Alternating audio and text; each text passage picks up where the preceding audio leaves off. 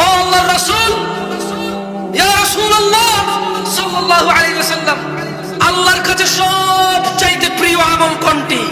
قال, তিনি সাল্লাল্লাহু আলাইহি ওয়াসাল্লাম বললেন, as-salatu ala waqtiha, সময় মতো নামাজ পড়া। আল্লাহর কাছে সবচাইতে প্রিয় আমল কোনটি? আসরের নামাজ কারা কারা পড়ছেন শুধু তারা হাত তুলে দিয়ে এবার ধরা খান। মিশা কথা তো মুনাফিক। আসর কারা কারা পড়ছেন তারা হাত তুলে থাকবেন। এইবার আমার হিসাব পড়েন নাই বলে তুলতে বললে নামাই ফেলেন, হয়তো কেউ তুললো না, সমস্যা নেই, কিন্তু না পড়ে হাত তুলতে তুলে অঙ্কটা একটু উল্টাই দিচ্ছে। আমাদের দিকে অনেকে জুমার নামাজটা মিস হয়ে যায়, বিশেষ করে কর্মজীবীরা, মানে যারা একদম বেশি পরিশ্রম করে তাদের অনেক সময় নামাজ মিস হয়। মাঠে যারা কাজ করে নামাজে আসে, ধান কাটার সময় আসছে, আলু তোলার সময় আসছে, আসে অনেকে জুমায় আসে আসে কাজ করে। ঢাকা শহরে যান, এই যে বাস চালায় যারা, অনেকে দেখবেন, সবার কথা জানি না, কিছু কিছু বাস ড্রাইভার দেখি, ভ্যান ড্রাইভার দেখি, সিএনজি চালক দেখি, কিছু কিছু দোকানদার দেখি, কিছু কিছু ওই যে রেস্টুরেন্টের যারা কাজ করে তাদেরকে দেখি। এখন দেখেন, আপনি বলবেন যে তো বড় লোক ভাই, ওদেরকে তো দেখি না, ওরা গ্লাস মেলাস তাকায়, এসি রুমের দরজা মজা বন্ধ করে আছে, কে দেখে না, চোখের সামনে যা পড়ে তা নিয়ে বলতেছে। যাদেরকে দেখি না তো বললাম না, ঠিক না? বলতে পারেন আল্লাহর কাছে সবচেয়ে প্রিয় আমল কোনটি? সময় মতো নামাজ পড়া। যাই হোক, শুনেন, আমি আপনারা তো বাসায় শিরিক করেন না? করেন? শিরিক করেন আপনারা? মুওয়াহিদ। আমি আর দুইটা হাদিস বলে আমি বক্তব্য শেষ করবো। দেখেন আপনাদের কাছে কিনা আমি সারা বলবো, আপনাদের কিছু হবে বলে মনে হয় না। আপনারা বলতে পারেন যে ভাই এত দূর থেকে আসছেন, কিছু বলতে ভাই এত কিছু শুনবেন, আচ্ছা বলবো ইনশাআল্লাহ। আজকে একটা বলে যে এটা করে দেখা, ইনশাআল্লাহ আমার পরে আরেকজন আসবে, আরেকটা বলে যাবে, ওইটা করে দেখাই, তারপরে বছর আরেকজনকে নিয়ে আসেন, প্রয়োজনে বা আগের লোককে নিয়ে আসেন, আরেকটা বিষয় শুনিয়ে তারপর এটা করিয়ে, কেমন? এভাবে উন্নত হবেন। দেখেন, আমার খুব মানে অবাক লাগে, বাংলাদেশের মানুষ নিয়মিত নামাজ না পড়াকে কুফরি আর শিরকি মনে করে না, অথচ রাসূল সাল্লাল্লাহু আলাইহি ওয়াসাল্লামের যুগে সাহাবারা নামাজ ত্যাগ করা ছাড়া অন্য কোনো অপরাধকে কুফরি মনে করত না। সুবহানাল্লাহ। عن سعيد بن المسيب رضي الله عنه, سعيد بن المسيب رضي الله عنه থেকে বর্ণিত, তিনি বলেন, أن رسول الله صلى الله عليه وسلم قال, রাসূল সাল্লাল্লাহু আলাইহি ওয়াসাল্লাম বলেছেন, بيننا وبين المنافقين شهود العشاء والصبح لا يستطيعونهما. কারা কারা গতকাল ফজর পড়েছেন? ফজর পড়ছেন যারা, তারা হাত তুলেছেন। মাশাআল্লাহ, তাবারাকাল্লাহ। কি বুঝে গেছেন নাকি? অঙ্ক তুলে ফেল ভাই, যা আমার না রে ভাই করেন না ভাই, ফজর গেলে কাউরে ভাই না রে ভাই বললে হবে নাকি? এত মানুষ ফজরে কই? ইমাম আছে জায়গা? ইমাম কি? এদিকে মসজিদ কোথায়? ফজল শেখ একটু এদিকে আসেন। আপনি এদিকে মসজিদের ইমাম? আজকে ফজরে আপনার এখানে কতজন মানুষ ছিল? ওখানে ফজরের মসজিদ পড়েছেন নাকি মুসাফির হিসেবে? কিরকম মানুষ দেখছেন? জাযাকাল্লাহ।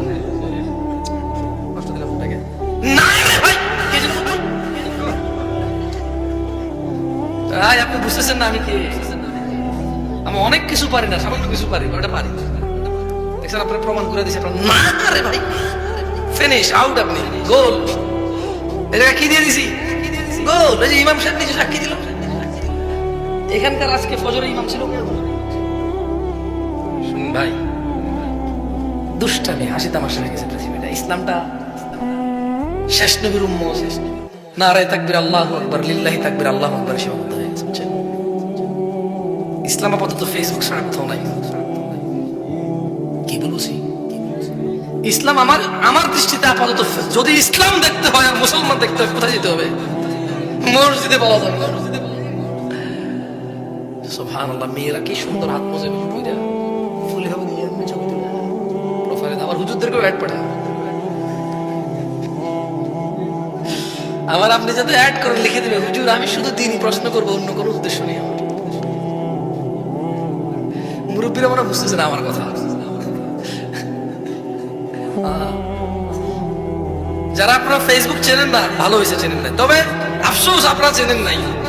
বর্তমান বিশ্বের সবচেয়ে খালেস ধার্মিক মুমিন মুত্তাকি ফেসবুক, যারা মেয়েদেরকে জাগিয়ে দেয় ফজরে, যারা মেয়েদেরকে জাগিয়ে দেয় কোথায়? ফজরে। আল্লাহ আমাদেরকে বুঝার তৌফিক দেন। সাঈদ ইবনে মুসাইয়্যিব রাদিয়াল্লাহু আনহু থেকে বর্ণিত, তিনি বলেন রাসূল সাল্লাল্লাহু আলাইহি সাল্লাম বলেছেন, বাইনানা ওয়া বাইনাল মুনাফিকিন,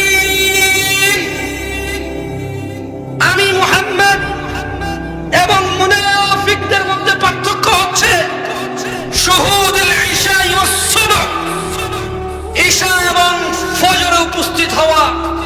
লা ইস্তাতিউনাহুমা, মুনাফিকরা, বেঈমানরা, মিথ্যুকরা, মুনাফিকরা ফজর আর ইশায় উপস্থিত হইতে পারে না। কে বলেছে? কে বলেছে? বলিয়েন না যে জামশেদ মজুমদার বলেছে। সাঈদ ইবনে মুসাইয়্যিব বলছে যে সে আল্লাহর নবীকে বলতে শুনছে সাল্লাল্লাহু আলাইহি ওয়াসাল্লাম। মুনাফিকরা কোথায় থাকবে বলতে পারেন? কোথায় যান?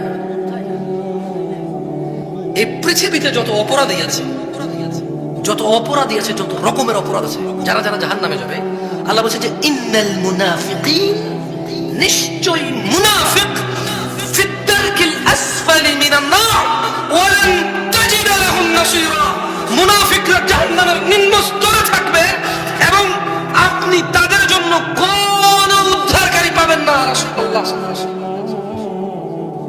মুনাফিকদের জন্য কোনো কে নাই, মুনাফিকদের জন্য কে নাই, সাহায্যকারী নাই। কোথায় থাকবে? জাহান্নামের নিম্ন স্তরে থাকবে। আসেন, কেউ কি এখানে মূর্তি পূজা করে? জবাব দেন। মূর্তি পূজা করেন আপনারা? পীর পূজা, মাজার পূজা, মানুষকে পূজা, টাকা পয়সা পূজা, সূর্য পূজা, গরু পূজা করেন না তো?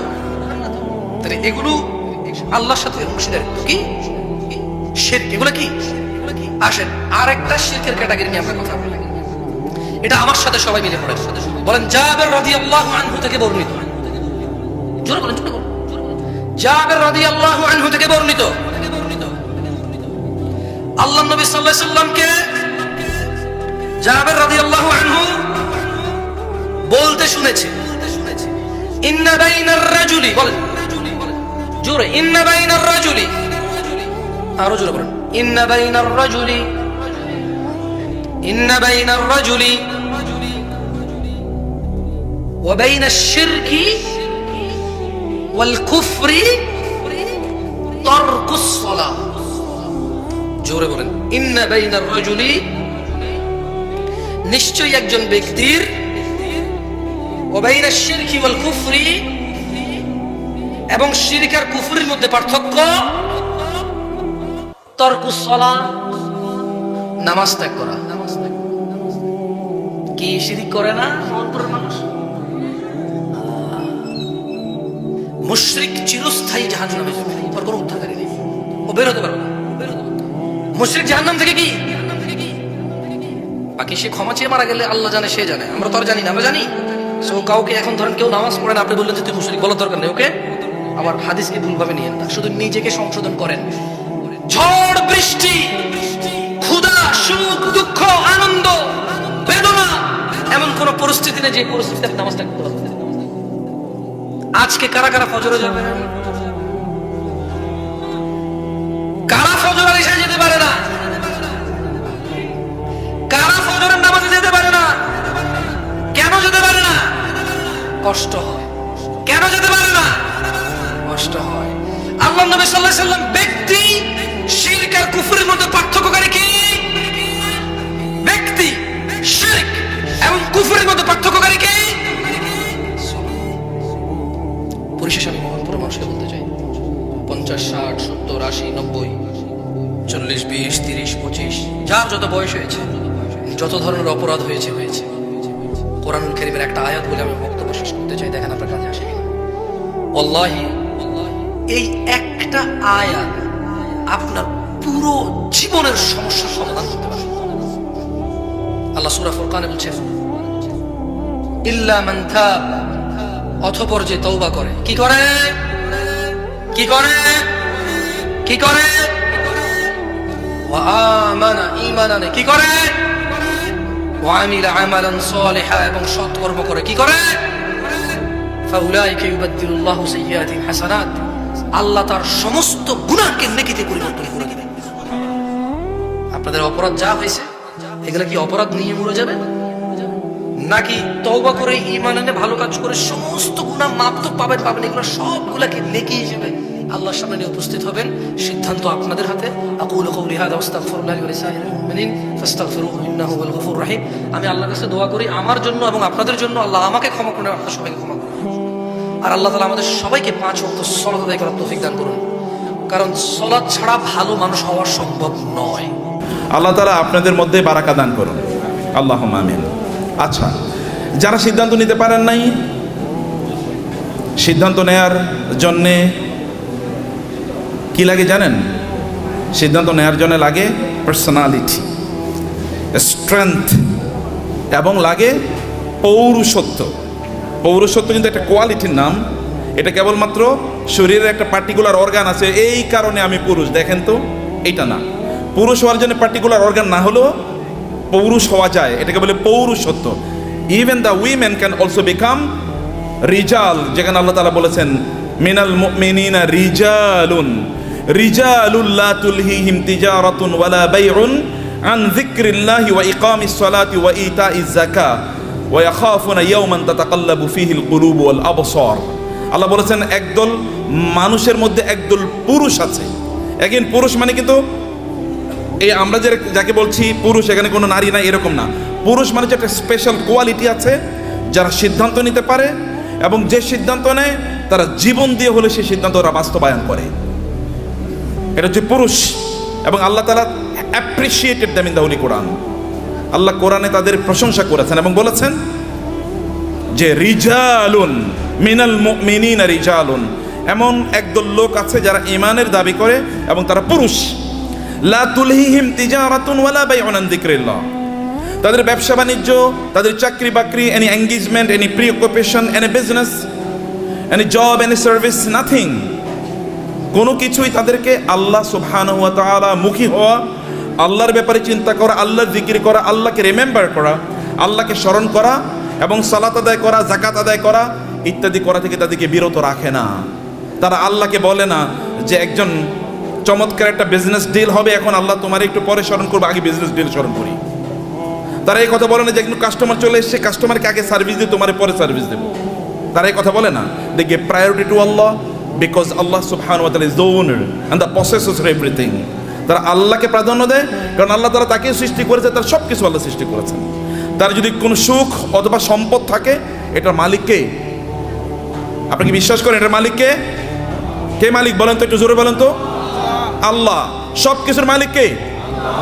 লিল্লাহি মুলকুস সামাওয়াতি ওয়াল আরদ মালিকাল মুলকি তুতিল মুলকা মান তাশা ওয়া তানজিউল মুলকা মিম্মান তাশা। সম্মানিত ভাইরা, আপনাদেরকে একটু উজ্জীবিত করতে চাইছিলাম।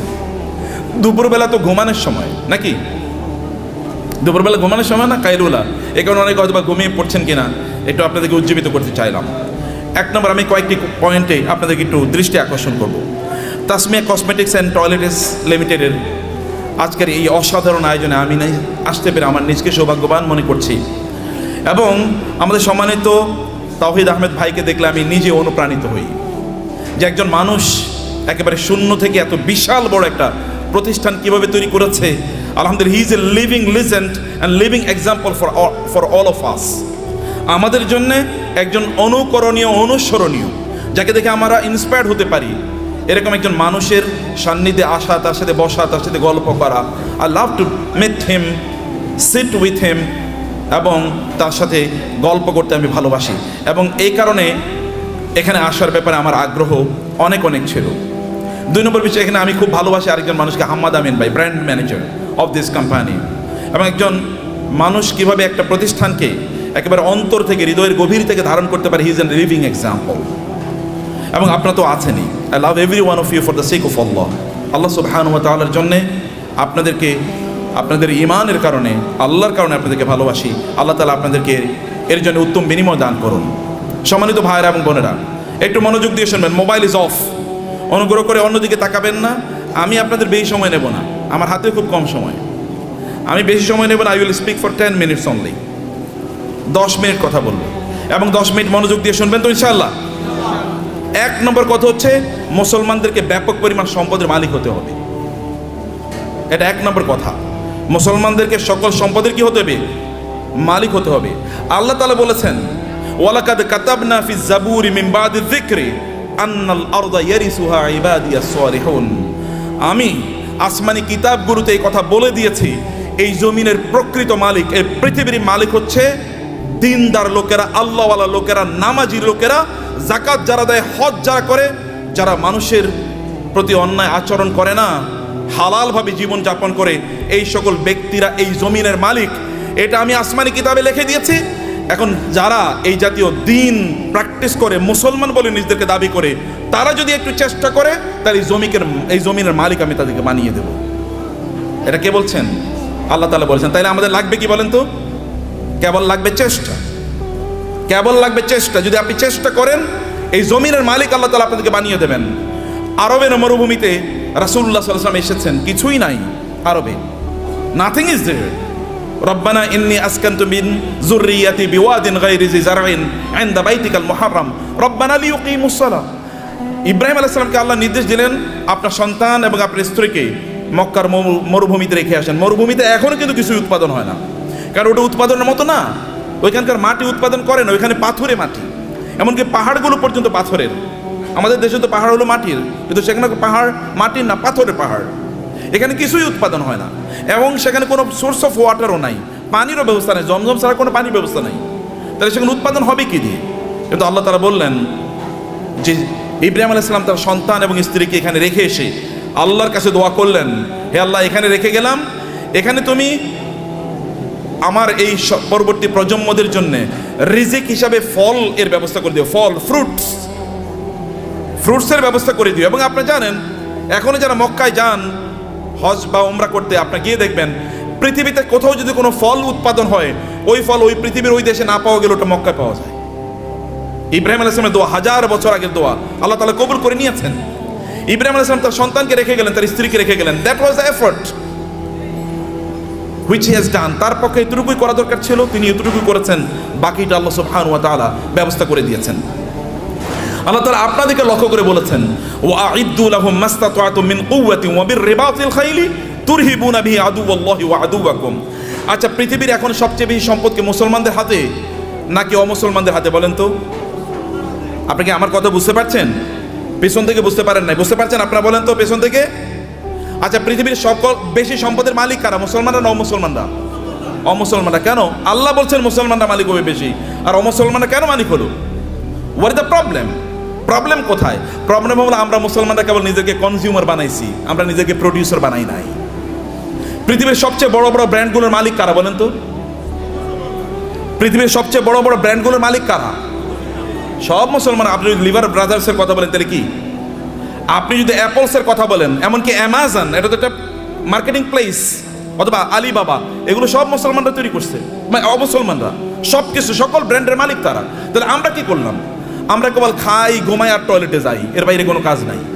এখন তো টয়লেটে যাওয়ার জন্য, আগে তো অন্তত আপনি টয়লেটে যাওয়ার জন্য বাসার বাইরে যাওয়া লাগতো, এখন তো বাসার বাইরে না, একেবারে বিছানার সাথে টয়লেট। কয়েকদিন পরে এমন টয়লেট বের হবে যে আপনি যেখানে শুইতেছেন ওইখানে টয়লেটের ব্যবস্থা হয়ে যাবে, বাইরে আর আপনার যাওয়ার দরকার নাই। কি প্যাথেটিক জীবন ব্যবস্থা! মুসলমানদের তো এটা করার কথা ছিল না। আল্লাহ তাআলা আপনাকে নির্দেশ করেছেন, ফাইজা কুদিয়াতিস সালাতু ফান্তাশিরু ফিল আরদি ওয়াবতাগু মিন ফাদলিল্লাহ। নামাজ শেষ মসজিদে বসে থাকা যাবে না। ওমর রাদিয়াল্লাহু তাআলার যুগে একদল যুবক নামাজের পর মসজিদে বসেছিলেন। ওমর লাঠি এনে তাদেরকে পিটাচ্ছেন, এখানে বসে আছো কেন? বলে, আমরা এখানে এমনি বসে আছি, আল্লাহ জিকির করছি। তোমাদের ইনকাম করা লাগবে না, ব্যবসা বাণিজ্য, চাকরি বাকরি করা লাগবে না, আল্লাহ আমাদেরকে খাওয়াবে। আসমান থেকে আল্লাহ কবি রিজিক নাজিল করেছে, আসমান থেকে আল্লাহ বৃষ্টি নাজিল করে। বৃষ্টিকে জমিনের ফসলের জমিতে নিয়ে তারপরে ফসল উৎপাদন করা লাগে, তোমাকে সেটা করতে হবে। লাঠি নিয়ে এসে তাদেরকে পিটিয়ে বের করে দিয়েছেন, যাও চাষাবাদ করো, ফসল উৎপাদন করো, চাকরি বাকরি করো, ব্যবসা বাণিজ্য করো, এটাই তোমাদের কাজ। আল্লাহ সুবহানাহু ওয়া তাআলা কোরআনে সূরাতুল মুজাম্মিলে দুই ধরনের লোকের কথা বলেছেন। দুই ধরনের লোক তারা যুদ্ধে লিপ্ত আছে। এক ধরনের লোক তারা আল্লাহর রাস্তায় জিহাদ করছে, আল্লাহর দ্বীনকে প্রতিষ্ঠা করার জন্য। আরেক দল লোক তারা টাকা পয়সা ইনকাম করার জন্য যুদ্ধ করছে, কারণ টাকা পয়সা যদি না থাকতে তাহলে মসজিদ নির্মাণ করবেন কোত্থেকে, মাদ্রাসা নির্মাণ করবেন কোত্থেকে, আর যারা যুদ্ধ করবে তাদের জন্য অস্ত্র কিনবেন কোত্থেকে। করার জন্য you need some people who will support this people. আপনি একদল লোক যারা এই সাপোর্ট দেবে আপনাকে, তাদের অর্থ থাকা লাগবে। এবং এই কারণে আল্লাহ তাআলা বলেছেন ওয়াইদ্দু লাহুম মাসতাতা'তুম মিন কুওয়াতিন ওয়া মিন রিবাতিল খায়ল। আল্লাহ তাআলা তার রাসূলকে বলেন আপনি বলে দেন ওরা যেন ঘোড়ার আস্তাবল তৈরি করে, ওরা যেন ঘোড়া প্রোডাকশনের জন্য হাউস তৈরি করে। ঘোড়া প্রোডাকশন হাউস তৈরি করতে হলে কি কি লাগবে আপনি জানেন? আপনাকে ফার্ম তৈরি করতে হবে, ঘোড়ার ফার্ম। ঘোড়ার ফার্মে লাগে কি? ঘোড়ার ফার্মে লাগবে তাহলে ঘোড়াকে প্রজনন করার জন্য একটা পদ্ধতি লাগবে, রিপ্রোডাকশন প্রসেস লাগবে, এবং ডাক্তার লাগবে, কারণ এখানে বিভিন্ন ধরনের রোগ তৈরি হবে, রোগের চিকিৎসা করার জন্য। আবার এগুলো কি খাবারের জন্য ব্যবস্থা লাগবে, এগুলো খাবার আসবে কোত্থেকে? আরেকটা ইন্ডাস্ট্রি তৈরি হবে, যখন এখন ফিশ ইন্ডাস্ট্রি তৈরি হবে। আবার এগুলোকে বিক্রি করার জন্য বাজার তৈরি হবে, মার্কেট প্লেস, বিশাল মার্কেট প্লেস, এবং সেখানে আবার কি ক্রেতা লাগবে, বিক্রেতা লাগবে, সেখানে আপনার ট্রেডার লাগবে, যারা ট্রেডিং করবেন এরকম লোকেরা লাগবে, যারা উৎপাদন করবে তারা লাগবে। আবার এদেরকে লালন পালন করার জন্য এই ঘোড়াগুলো একদল প্রশিক্ষিত লোক লাগবে, যারা সার্ভিসম্যান, যারা সার্ভিস দেবেন। আবার এদেরকে মার্কেটে নিয়ে যাওয়ার জন্য একদল আপনার এজেন্ট লাগবে, অথবা আপনার যেমন এখানে এজেন্সি নিয়ে আপনার কাজ করছেন, এরকম আলাদা কিছু লোকেরা লাগবে যারা এগুলো নিয়ে যাবে এবং এগুলো তারা মার্কেট প্লেসে ব্যবহার করবে। ফলে আপনি যখনই আল্লাহ তাআলা বলেছেন যে আপনি ঘোড়ার আস্তাবল তৈরি করেন, ফার্ম তৈরি করেন, ফার্ম তৈরি করা মানে হচ্ছে বিশাল ইন্ডাস্ট্রি তৈরি করা। এবং এই ইন্ডাস্ট্রির কথা মুসলমানরা বুঝেছেন।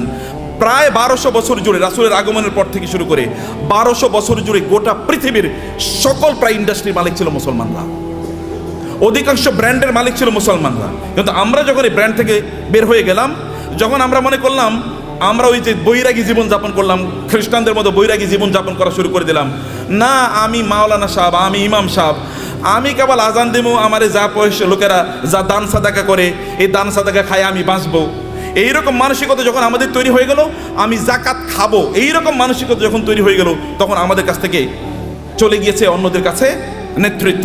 পৃথিবী তারাই নেতৃত্ব প্রদান করে যাদের হাতে টাকা থাকে, এটা মনে রাখবেন। যাদের হাতে অর্থ থাকে তারাই পৃথিবী নিয়ন্ত্রণ করে। আমেরিকা কেন সুপার পাওয়ার? তাকে কেন ব্রিটিশরা সুপার পাওয়ার ছিল?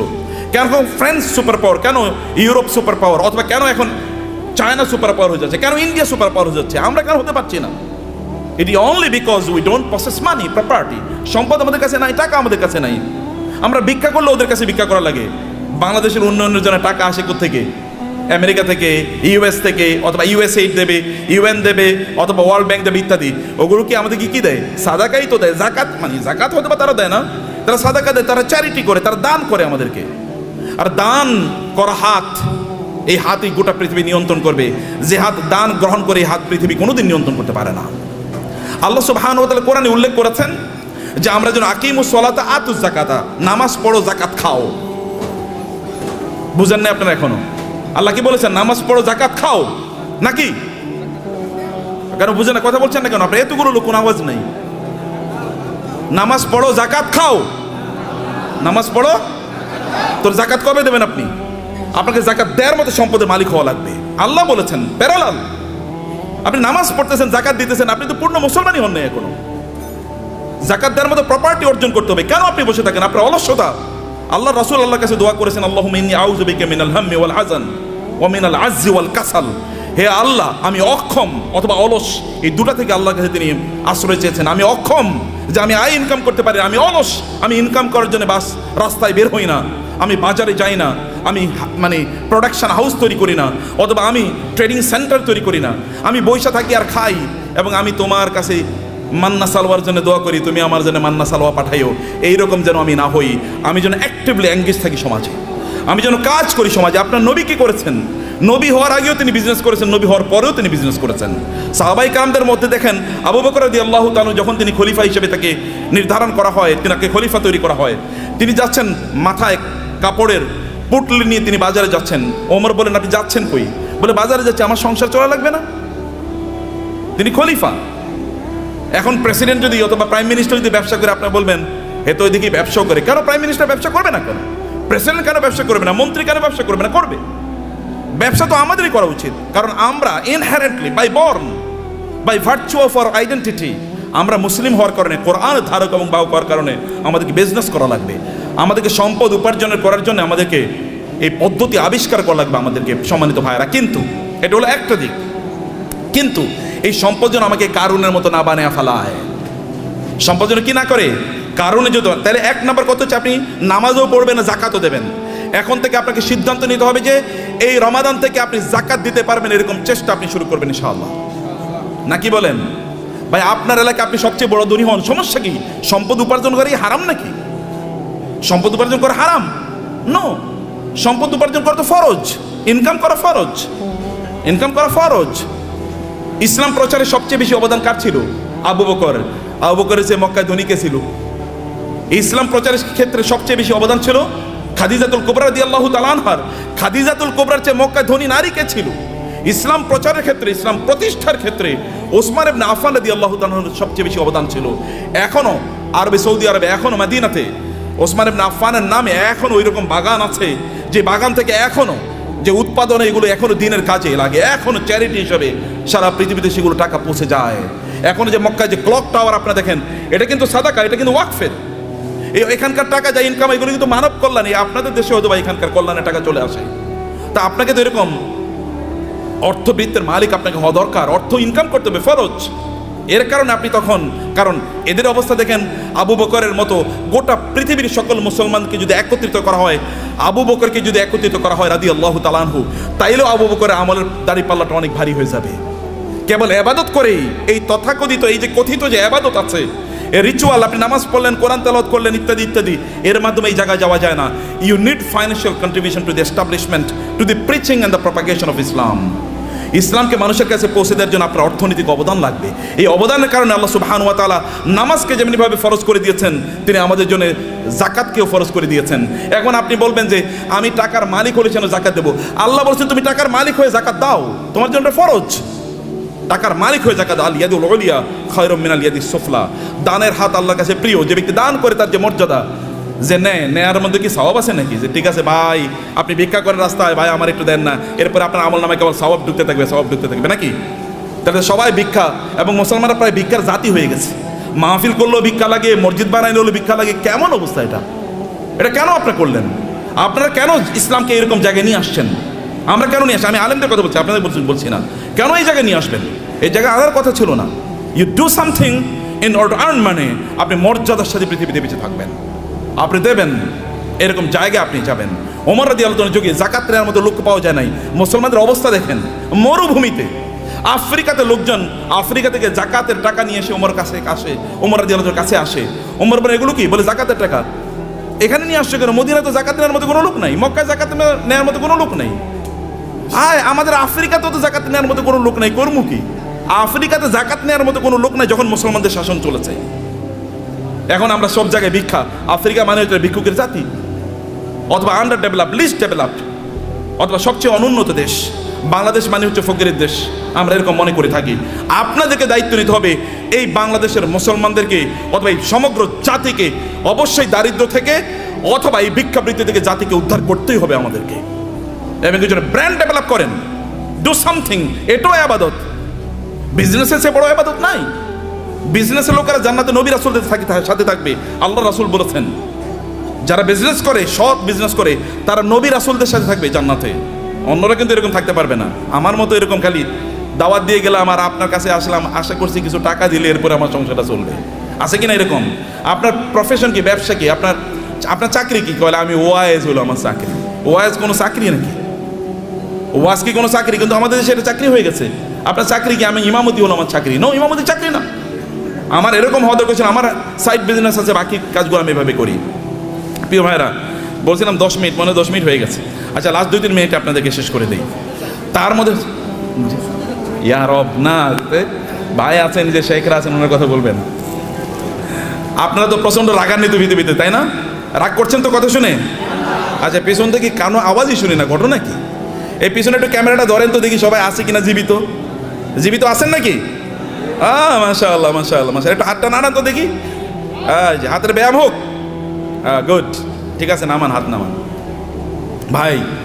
ভাইরা আমার, সম্পদের মালিক হওয়ার জন্য আমি আপনাকে অনুপ্রাণিত করছি।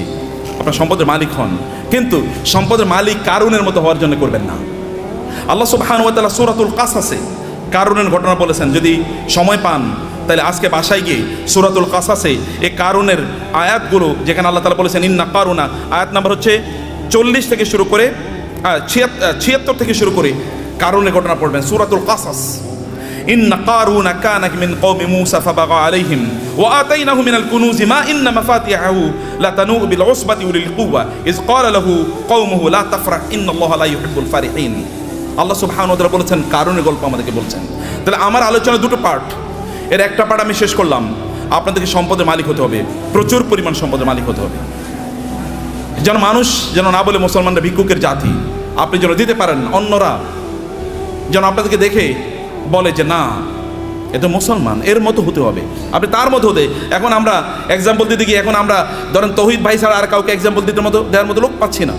মানে যারা দ্বীন প্র্যাকটিস করে, আবার অনেক সম্পদের তারা প্রবাহ তৈরি করেছে সমাজে, নিজেই কেবল সম্পদের মালিক হয় না, সম্পদের মালিক বানানোর রাস্তা তৈরি করে দিয়েছে।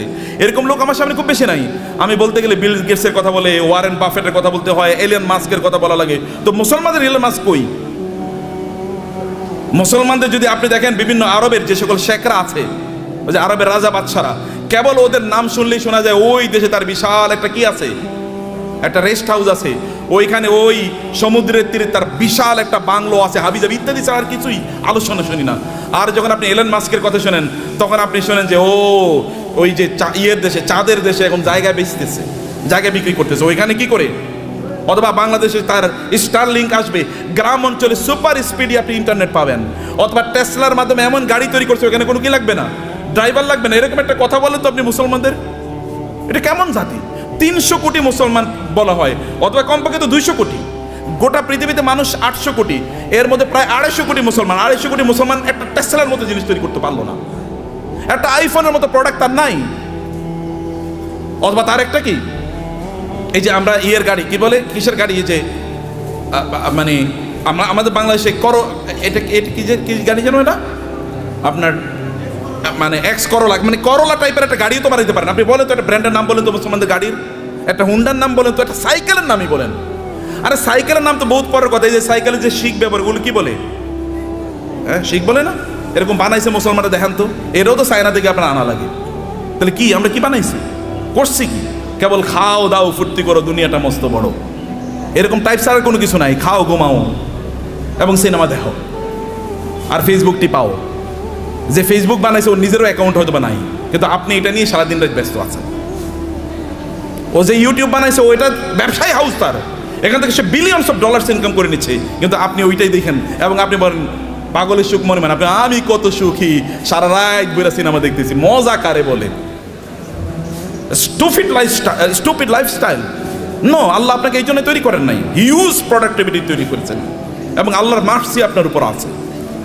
আল্লাহ সুবহানাহু ওয়া তাআলা আপনাকে সেরকম ক্যারিশমা দিয়ে তৈরি করেছেন এবং এই কারণে আপনার এলাকায় আপনি সবচেয়ে বেশি সম্পদের মালিক হন এবং এর মাধ্যমে আপনি ওই এলাকাটাকে উন্নয়নের কাজ করেন। ওইখানে এমন কোনো মসজিদ না থাকুক যে মসজিদে আপনার কন্ট্রিবিউশন নাই, এমন কোনো মাদ্রাসা না থাকুক যেখানে আপনার কন্ট্রিবিউশন নাই, এমন কোনো দিনী কাজ না থাকুক যেখানে আপনার কন্ট্রিবিউশন নাই।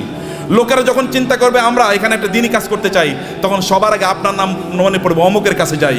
যেমনিভাবে লোকেরা কোনো দিনী কাজ করলে, রাসূলের কোনো দিনী কাজের প্রশ্ন দেখা দিলে তার সবার আগে মনে পড়তো কার নাম? আবু বকরের নাম, আবু বকর নাম মনে পড়তো, অথবা ওসমান নাম মনে পড়তো, কারণ কেউ তাদেরকে সুপারসিড করতে পারতো না। সম্মানিত ভাইয়েরা এবং বোনেরা, সে কারণে পজিটিভলি অ্যাক্টিভলি সময় কাটান। মনে রাখবেন প্রত্যেকটা সেকেন্ডের জন্য আল্লাহকে জবাবদিহি করতে হবে। আল্লাহর কাছে আপনাকে জবাবদিহি করতে হবে প্রত্যেকটা সেকেন্ডের জন্য। ওয়াল আসরি ইন্নাল ইনসানা লাফি খুসর, মানুষ সৃষ্টিগতভাবে বিপদের মধ্যে আছে। ইন্নাল ইনসানা লাফি খুসর, তবে ইল্লাল্লাযিনা আমানু ওয়া আমিলুস সালিহাত, যারা ঈমান এনেছে, ঈমান আনার পর ভালো কাজ করছে। যাকাত যদি ইসলামের তৃতীয় স্তম্ভ হয়, আমরা বলি নামাজ রোজা, নামাজ রোজা, আল্লাহ বলছেন নামাজ জাকাত, নামাজ জাকাত, নাকি আমরা কি বলি? নামাজ রোজা, কিন্তু আল্লাহ কি বলেছেন? নামাজ জাকাত। কারণ দুটোকে একসাথে বলেছেন। এই দুটোকে একসাথে আপনাকে যদি আপনি করতে পারেন, তাইলে তো আপনি ইসলামের 5টা স্তম্ভ আপনি পালন করলেন। আপনি 5টা স্তম্ভ কয়জন পালন করছেন এর মধ্যে আপনি বলেন, কেন 5টা স্তম্ভ আপনি পালন করলেন না?